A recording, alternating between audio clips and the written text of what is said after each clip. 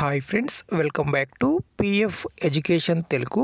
ఈ వీడియోలో ఒక ఈపీఎఫ్ మెంబరు తను పిఎఫ్ అప్లై చేసుకున్నారు. క్లెయిమ్ అయితే రిజెక్ట్ అయింది. సో ఎందుకోసం రిజెక్ట్ అయిందో ఎక్స్ప్లెయిన్ చేయండి, ఒక వీడియో చేయండి అని అంటున్నారు. సో నేను ఇక్కడ చూపించి మీకు ఎక్స్ప్లెయిన్ చేస్తాను. వీడియోకి లైక్ చేయండి, అలానే సబ్స్క్రైబ్ చేయండి. సో పిఎఫ్ క్లెయిమ్ మనకు రిజెక్ట్ అయినప్పుడు మనం రీజన్ చూడాలంటే ఈపీఎఫ్ పాస్బుక్ అనే వెబ్సైట్ ఉంటుంది. సో దీంట్లో మనము లాగిన్ అవ్వాలి. ఇక్కడ యూఏఎన్ నెంబరు, పాస్వర్డ్ ఎంటర్ చేసి లాగిన్ అట్లయితే ఇక్కడ మనకు పిఎఫ్ క్లెయిమ్ ఎప్పుడు అప్లై చేసాము, ఎందుకు రిజెక్ట్ అయింది, దానికి గల కారణాన్ని ఈపీఎఫ్ వాళ్ళు రిమార్క్లో రాస్తారు. సో అది మీకు ఇప్పుడు లాగిన్ అయ్యి మీకు చూపిస్తాను. ఓకే ఫ్రెండ్స్, పిఎఫ్ పాస్బుక్లోకి లాగిన్ అయిన తర్వాత ఇక్కడ మనకు క్లెయిమ్స్ అని ఉంటుంది. ఈ క్లెయిమ్స్ పైన మనము క్లిక్ చేయాలి. క్లిక్ చేసిన తర్వాత ఇక్కడ మనకు పెండింగు, సెటిల్డ్, రిజెక్టెడ్ అని ఉంటుంది.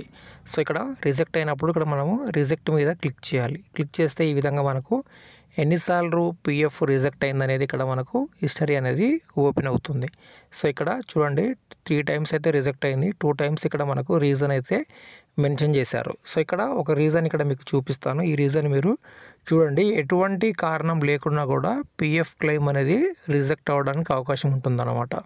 ఇక్కడ మీరు చూసినట్లయితే ఇక్కడ ఏం మెన్షన్ చేశారు, reason to delay in submission of PF claim after 3 years. So clarify అని అడుగుతున్నారు. అంటే వీరు ఏం అడుగుతున్నారు, వీరు డ్యూటీ ఎగ్జిట్ అయ్యి 3 years అవుతుంది. సో 3 years నుండి పిఎఫ్ అప్లై చేయలేదు, ఇప్పుడే పిఎఫ్ అప్లై చేయడం జరిగింది, క్లెయిమ్ అనేది రిజెక్ట్ అయింది. ఎందుకు రిజెక్ట్ అయింది, కారణం ఏం లేదు ఇక్కడ. ఓకేనా, ఈపీఎఫ్ఓ క్లెయిమ్ ఎందుకు రిజెక్ట్ చేస్తుందో వాళ్ళకు కూడా తెలీదు. ఇక్కడ వీళ్ళు ఏమంటున్నారంటే, మీరు 3 years అయింది కదా డ్యూటీ ఎగ్జిట్ అయ్యి, ఈ 3 years నుండి మీరు ఎందుకు పిఎఫ్ అప్లై చేసుకోలేదు, మాకు కారణం చెప్పండి.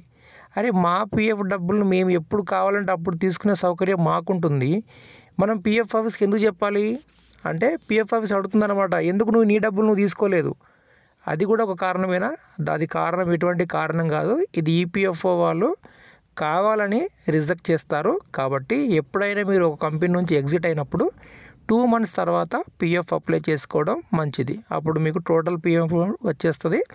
మళ్ళీ కావాలంటే వేరే కంపెనీలో జాయిన్ అవ్వచ్చు. లేదా మీరు ఇక్కడ జాయిన్ అవ్వను అంటే కొద్ది రోజులు అలా ఉన్నా పర్లేదు, ఒక 6 months, 7 months, 1 year వరకు ఉన్నా పర్లేదు. కానీ ఎక్కువ 1 year కంటే ఎక్కువ ఉందనుకోండి, క్లెయిమ్ రిజెక్ట్ అవుతుందన్నమాట. ఎందుకంటే అది ఇన్యాక్టివ్ యూఏఎన్ నెంబర్ లాగా చూస్తారు. ఒక 3 years ఎటువంటి ట్రాన్సాక్షన్ జరగలేదనుకోండి, పిఎఫ్ విత్డ్రాల్ కానీ లేదంటే కాంట్రిబ్యూషన్ యాడ్ కాలేదనుకో, అది ఇన్యాక్టివ్ స్టేటస్లో వెళ్ళిపోతుంది. కాబట్టి తప్పనిసరిగా మీరు ఏదైనా ఒక కంపెనీ నుంచి ఎగ్జిట్ అయినా 1 year లోపు పిఎఫ్ విత్డ్రా చేసుకోవడానికి ట్రై చేయండి.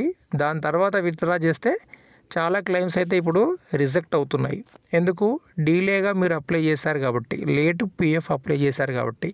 అందుకోసం మీరు 2 months తర్వాత అప్లై చేసుకుంటే మంచిది. ఇక్కడ ఎటువంటి రీజన్ ఇంకా లేదు. ఓకే, వీడియోకి లైక్ చేయండి, సబ్స్క్రైబ్ చేయండి. ధన్యవాదాలు.